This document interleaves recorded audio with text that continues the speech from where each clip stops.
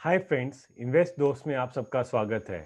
दोस्तों, बहुत से लोग हमें लिख रहे हैं कि उनको रिलायंस के बारे में जानना है कि ये क्यों गिर रहा है।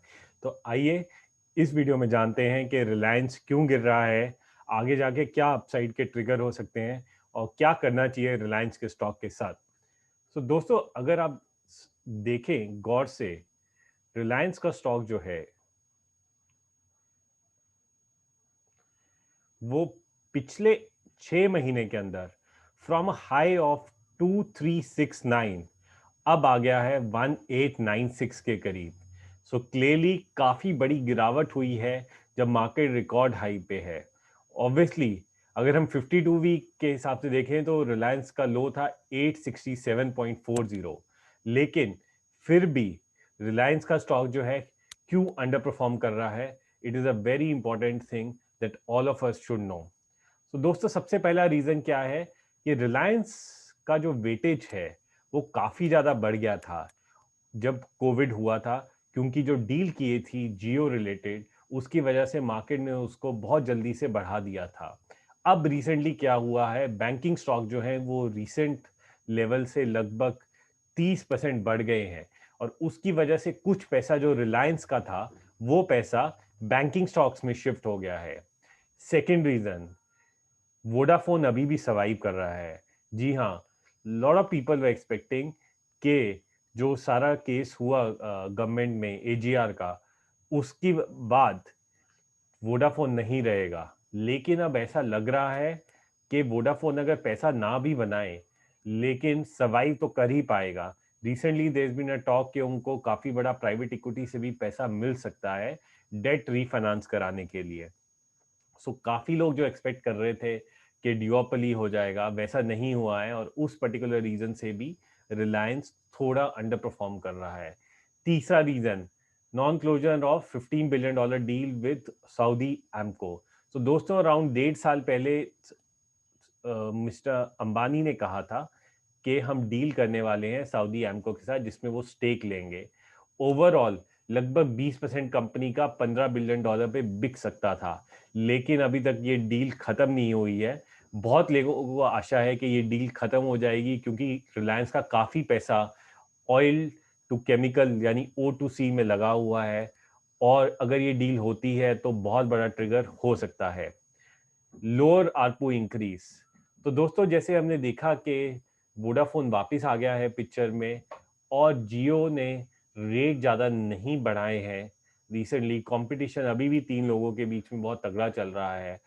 Lot of people like Bharti से कि अगर 300 का नहीं हुआ आरपू तो इंडस्ट्री में बहुत अच्छा प्रॉफिट नहीं आ सकता, तो मिनिमम जो है 200 का आरपू चाहिए।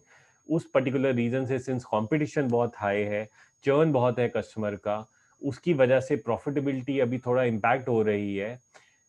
इनफैक्ट जो फार्मर्स का अनरेस्ट हो रहा है अभी, जिसके बारे में हम रोज न्यूज़पेपर में पढ़ रहे हैं, उसमें भी ऐसी न्यूज़ रिपोर्ट्स हैं कि जियो को टारगेट किया जा रहा है। तो कुछ स्टेट्स जैसे पंजाब, वहां पर जियो की परफॉर्मेंस में भी फर्क पड़ रहा है।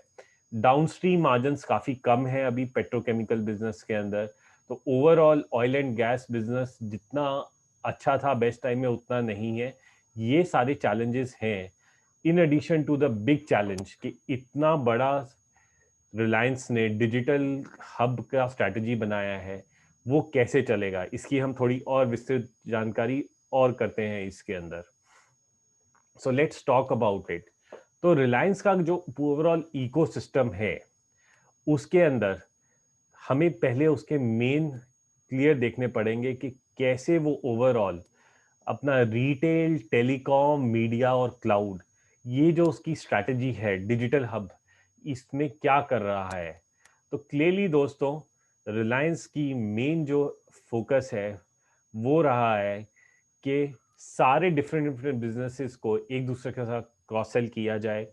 ई कॉमर्स प्लेटफॉर्म है उसका जियो, जियो मार्ट, रिलायंस डिजिटल, जियो सिनेमा, जियो टीवी और जियो सावन है। इनफैक्ट जियो टीवी का भी नंबर जो है काफ़ी अच्छा है, अराउंड 10 मिलियन से ज़्यादा उसके मंथली एवरेज यूजर्स हो गए हैं। उसके अलावा कंटेंट से रिलेटेड जियो न्यूज़, जियो चैट, जियो ब्राउज़र है। काफ़ी अटेंशन रिलेटेड प्लेटफॉर्म्स भी हैं और इन सब में अगर आप देखा जाए तो कंपटीशन बहुत ही ज़्यादा हार्ड है। Flipkart, Amazon, big basket, Grofers ऐसे बड़े खिलाड़ी हैं। ओटीटी के अंदर नेटफ्लिक्स, अमेजॉन, हॉटस्टार, यूट्यूब, इन सब के साथ जियो जो है वो compete कर रहा है। अटेंशन में व्हाट्सएप है, डेली हंट है, क्रोम, फायरफॉक्स, इन सब के साथ है। और मास्टर ऐप वाले सेगमेंट में Paytm as well as PhonePe, ये सारे कंपेटिटर हैं।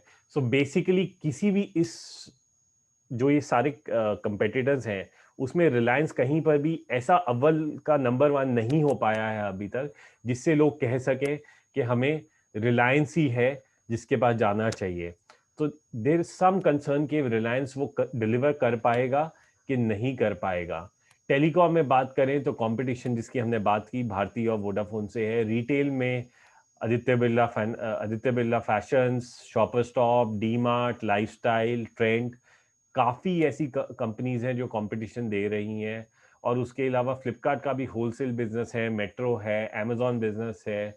और मीडिया के अंदर जिसमें रिलायंस बहुत ही ज़्यादा चैनल्स वगैरह लेके आया है, उसमें HT media, times group, Republic, काफ़ी ऐसी जगह हैं जहां पर रिलायंस को कंपटीशन मिल रहा है। इनफैक्ट रिसेंटली कंपनी ने फ्यूचर ग्रुप को, जैसे आपने बात किया, वो ट्राई कर रहे हैं उसको एक्विजिशन करने की, जहां उनका कुछ खींचातानी चल रहा है अमेजॉन के साथ। उसमें भी काफ़ी ज़्यादा अगर हम देखेंगे लॉजिस्टिक साइड पे, रिटेल में क्योंकि बहुत अहम होता है लॉजिस्टिक साइड, वहाँ भी काफ़ी कंपटीशन है ई कार्ट से, shipped bye Amazon, e com express. सो ऐसे काफ़ी कंपेटिटर हैं जो रिलायंस के इकोसिस्टम के चारों तरफ हैं, जो ये डिजिटल हब स्ट्रैटेजी जो रिलायंस बनाना चाह रहा है उसमें डिफिकल्टी लेके आ रहे हैं। प्लान्स अगर आप देखें तो बहुत बड़े हैं जैसा आप अपनी स्क्रीन पे देख सकते हैं, लेकिन obviously competition is too much for Reliance. तो थोड़ा सा कंसर्न है कि ये कर पाएगी कंपनी कि नहीं। अगर हम बात करें अभी की परफॉर्मेंस की कि ये जो क्वार्टर हुआ है उसमें लोगों का क्या है माइंडसेट, तो दोस्तों लोगों को अभी लगता है कि रिलायंस रिटेल में see a 10% growth which is not very high, but COVID की वजह से obviously there is a concern कि रिटेल कब वापस आएगा। जियो की परफॉर्मेंस अच्छी तो रहेगी, प्रॉफिट तो डबल होगा, लेकिन जैसा हमने पहले कहा बहुत बढ़िया नहीं है। It will be a good performance. GRM that will be a big concern. Around $6.50 पर बैरल का जीआरएम है वर्सेस एक साल पहले 9.2 का था और क्यूओक्यू 5.7। सो थोड़ा सा इंप्रूवमेंट आएगा क्वार्टर ऑन क्वार्टर जीआरएम के अंदर, बट स्टिल 9.2 के नंबर से काफी नीचे है। Throughput is expected to be up 11%। QoQ क्यों अप है? क्योंकि लास्ट क्वार्टर में शटडाउन थे तो उसका फायदा इस क्वार्टर में जरूर मिलेगा। पेट्रोकेमिकल मार्जिन भी थोड़ा इंप्रूव करेंगे 10% से, but it is not that big a number. We were expecting somewhere close to 15-16%, पर अभी 10% ही अगर ग्रो होने की अब आशा है तो obviously there is a concern. So overall standalone PAT 37% से डिक्लाइन करेगा because of lower GRM, throughput and petrochemical margin. क्योंकि थ्रूपुट वाई वाई अभी भी डाउन है, दो क्यू क्यू अप है, यानी कि पिछले साल के मुताबिक ये साल में डाउन रहेगी। और कंसोलिडेटेड अर्निंग्स कंपनी की 8% से डिक्लाइन करके, तो हम एस्टिमेट कर रहे हैं कि पैट का फिगर 10,830 करोड़ के आसपास का रहेगा रिलायंस का, जो ठीक है, लेकिन क्या उससे स्टॉक ऊपर पहुंच पाएगा ये जानते हैं। तो सबसे पहले तो अगर हम देखें वैल्यूएशन वाइज तो हमें लगता है टेलीकॉम को अभी लगभग 750 रुपए का वैल्यूएशन पर शेयर मिलेगा। ओ टू सी यानी ऑयल टू केमिकल, उसको 800 रुपए का, जो पुराना ट्रेडिशनल बिजनेस है। रिटेल को लगभग 600 रुपए। सो ओवरऑल अगर हम बात करें तो कंपनी का 2150 रुपए लग का आज की डेट में एसओटीपी वैल्यूएशन लगता है। क्या है ट्रिगर जिससे हमें लगता है कि स्टॉक इससे भी ऊपर री रेट हो जाएगा? एमको का डील जिसका हमने पहले बताया $15 बिलियन का 20% स्टेक के लिए, वो आ जाए। ओ टू सी सेगमेंट में रिकवरी आए, आरपू जल्दी से बढ़ना लग जाए जो अभी नहीं बढ़ा पा रही है कोई भी टेलीकॉम कंपनी, और जियो का अगर आईपीओ आता है तो ऑब्वियसली फ्रेंजी रहेगा। तो वो एक बहुत पॉसिबली अच्छा ट्रिगर हो सकता है स्टॉक को। तो बेसिकली द आइडिया इसके 1800 से 1900 के बीच में स्टॉक को खरीदिए। अगर आपके पास ऑलरेडी स्टॉक है तो उसको पकड़ के रखिए, चिंता की कोई बात नहीं है। लेकिन जैसा हमने कहा 2150 के आसपास 5% हेयर एंड देयर से आप अपना सेलिंग स्टॉक में शुरू कर सकते हैं, unless one of these upside trigger जो स्टॉक में है वो आपको दिखें। सो दोस्तों, please let us know what is your view on Reliance by commenting below. और अगर आपको हमारा वीडियो अच्छा लगा, so please subscribe to our channel and like this video. Thanks a lot. Bye bye.